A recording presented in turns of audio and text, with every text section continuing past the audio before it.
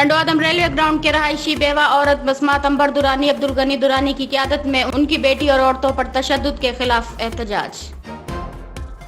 टंडवादम railway ground के रहायशी अब्दुल गनी ने media club टंडवादम press conference करते हुए कहा कि मुलजिम भुट्टो पंजाबी, आबिद पंजाबी, जावेद पंजाबी और अशरफ पंजाबी ने हमारी बच्ची पर तशद्दुद किया। बच्ची जान छुड़ाकर घर पहुंची तो मुलजिम भी घर पहुंच गए। उस वक्त घर में कोई मर्द मौजूद नहीं था। मुलजिमान ने चार दीवारी का तकद्दुस पामाल करते हुए इद्दत में बैठी बसमात अंबर दुरानी और दूसरी औरतों पर तशद्दुद किया। उन्होंने SSP सांगड़ से मुतालबा किया है कि मुलजिमान को गिरफ्तार करके इंसाफ किया जाए। मदद से जा रही थी छोटी वाली, इसके सारे छोटे छोटे बच्चे, इसके भी ये सारे ना मेरे बच्चों को मारते। ये बहुत सारे बच्चे, मेरे 2 बच्चे, ये मदद से जाते, ये जाने नहीं देते, मारते। उनके घर पे शिकायतें देते तो उनके बेटे सारे घर में घुस के मारते।